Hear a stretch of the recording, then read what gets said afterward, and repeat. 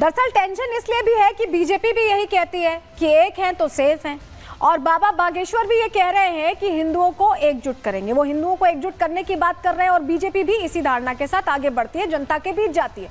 अब सियासी दलों को ये टेंशन है कि अगर एक हो गई, ये सारी जनता एक हो गई, सारे हिंदू एक हो गए, और अगर ये वोट बैंक में तब्दील हो गए तो कैसे चुनाव में क्या होगा, चुनाव का उनका हश्र क्या होगा, उनकी पार्टियों का हश्र क्या होगा, ये टेंशन का विषय है। अब जरा आपको बिहार में किस तरह से वोटों की गणित बांधी जाती है चुनावों को देखते हैं वो भी समझा देते हैं। चलिए जानकारी जल्दी से आपके सामने रखते हैं।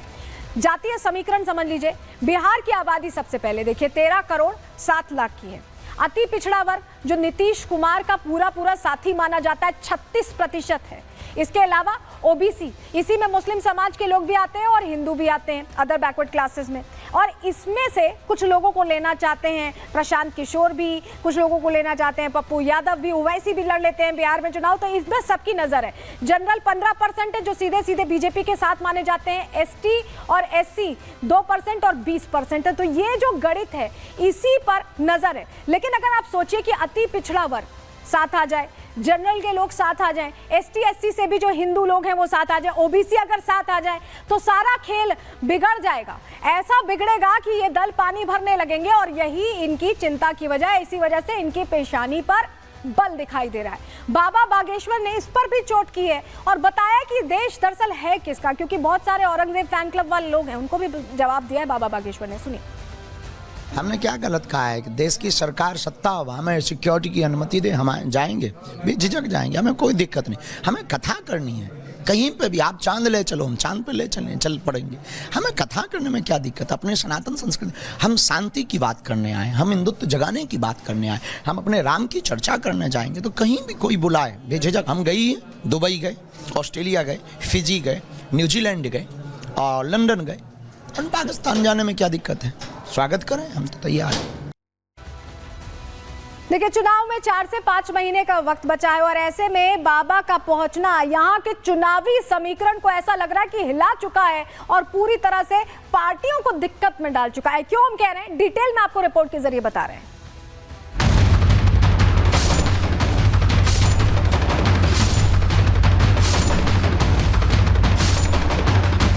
बिहार में इसी साल चुनाव होना है, लेकिन चुनावों से पहले बिहार में जाति और सियासी समीकरण साधने की कोशिशें तेज हैं। विपक्ष जहां पुराने वोट बैंक को बचाने की कोशिश कर रहा है, वहीं जन स्वराज पार्टी के अध्यक्ष प्रशांत किशोर अभी भी सियासी जमीन तलाशते नजर आ रहे हैं। बिहार में आरएसएस के कार्यक्रम और बाबा बागेश्वर की हनुमंत कथा ने विपक्ष की नींद उड़ा दी। विपक्षी दल ये भाप चुके हैं कि चुनावी रण सजने से पहले ही बीजेपी ने चक्रव्यूह की रचना शुरू कर दी है। एक रहोगे तो सेफ रहोगे के नारे के साथ बीजेपी पहले महाराष्ट्र और हरियाणा फतह कर चुकी है। दिल्ली में भी भ्रष्टाचार को हथियार बनाकर बड़ी जीत दर्ज की जा चुकी है। ऐसे में बीजेपी के इन दो एजेंडों से आरजेडी की मुश्किलें बढ़नी तय हैं, क्योंकि आरजेडी अध्यक्ष लालू यादव समेत परिवार के कई लोग जमीन घोटाले में फंसे हुए हैं। वहीं अगर हिंदू एक हो गए तो जातीय समीकरण भी बिगड़ जाएगा। यही वजह है कि आरजेडी के नेता बाबा बागेश्वर पर हमलावर हैं। ये देखिए पाखंडवाद परोसने वाले लोग हैं, नफरती संप्रदायी लोग हैं। इनको भगवान जी ने अयोध्या में हरा करके जबरदस्त संदेश दिया है देशवासियों को, दुनियावासियों को, कि ये धर्म के नाम पर धंधा करने वाले लोग हैं। ये भगवान को बेचने वाले लोग हैं, इससे परहेज करो। बाबा बागेश्वर सिर्फ आरजेडी को ही परेशान नहीं कर रहे हैं। निर्दलीय सांसद पप्पू यादव भी बिहार में बाबा बागेश्वर की एंट्री से बौखलाए हुए हैं। आरजेडी की तरह एमवाई फैक्टर के दम पर चुनाव जीतने वाले पप्पू को भी लग रहा है कि अगर यादव हिंदुओं के पाले में चले गए तो मुस्लिमों के दम पर चुनाव जीतना नामुमकिन हो जाएगा। यही वजह है कि पप्पू यादव बाबा का विरोध करते करते बदजुबानी करने लगे। एक बाबा की ये मार्केटिंग करते हैं जो फ्रॉड नाम की, मतलब उतना बड़ा फ्रॉड बाबा, लगभग 2-3-4% बाबा जो संत हैं उसको छोड़ दीजिए। तो ये चुनाव आते हैं तो चुनावी राजनीति करते हैं, इसीलिए ऐसे फ्रॉड नटवर लाल बाबाओं पर बैन लगने की जरूरत है। वो चुनौती देता रहता है। बिहार में बाहर है, नीतीश कुमार है। इस तरह के धारदार चुनावी कैंपेन करने वाले प्रशांत किशोर स्ट्रैटेजिस्ट से नेता बन गए हैं। लेकिन अभी तक अपनी सियासी लाइन लेंथ तय नहीं कर सके। अपनी चुनावी जमीन मजबूत करने के लिए पीके कभी छात्र आंदोलन का सहारा लेते हैं तो कभी मुस्लिमों के हमदर्द बन जाते हैं। बिहार की राजनीति में पीके भले खुद को स्थापित नहीं कर सके हैं, लेकिन वो जानते हैं कि एनडीए गठबंधन का हिंदुत्व वाला समीकरण काफी मजबूत है। ऐसे में विपक्षी वोट बैंक में सेंधमारी के लिए बाबा बागेश्वर पर निशाना साध रहे हैं।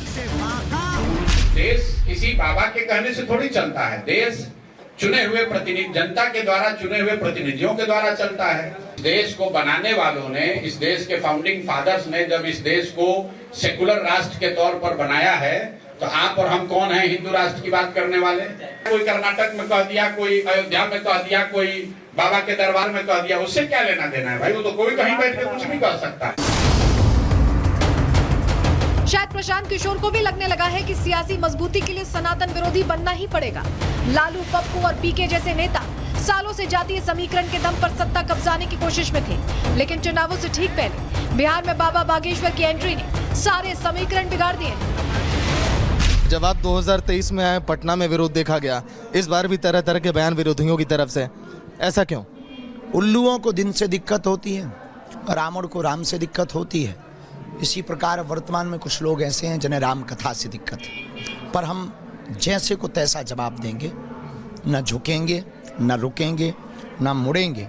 हम बिहार के लिए आए हैं, हम सनातन के लिए आए हैं, हम हिंदुओं के लिए आए हैं, हम देश में हिंदू एकता के लिए आए हैं, और हम उनके बयानों से बहुत ज़्यादा विचलित नहीं हैं, न जिंदगी में हो भी सकते हैं।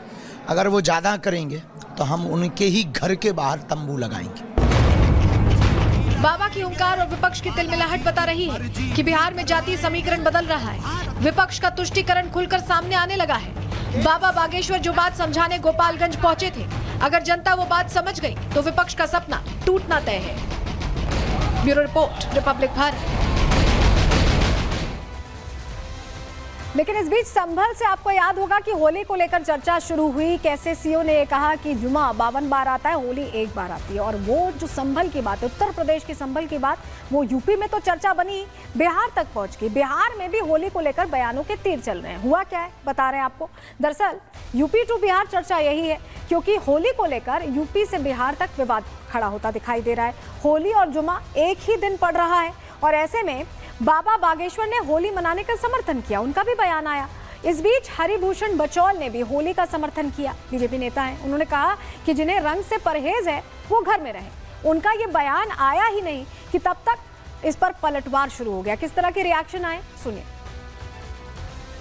52 जुम्मा आता है ना साल में, और होली एक बार आती है। एक बार होली में अगर उनको रंग से परहेज है, उनके धर्म में रंग को अगर लग जाएगा तो दूजक की आग से चलना पड़ेगा उनको। इसलिए मैंने कहा है कि अगर हिम्मत हो तो बाहर निकले, भाईचारा की बात, गंगा जमुनी की संस्कृति की बात करते हैं। होली तो साल भर में एक बार आनी है, और सबको अपनी अपनी परंपराओं का मानने का अधिकार है इस देश में। और वो अपना करेंगे, हम अपना करेंगे, और होली के रंग फीके ना पड़े। होली का रंग वैसे ही लगेगा जैसे पहले लगता रहा, क्योंकि ये राम का राष्ट्र है, ये कृष्ण का राष्ट्र है, ये बाबर का नहीं रघुवर का राष्ट्र है, और होली वैसे ही मनाई जाएगी।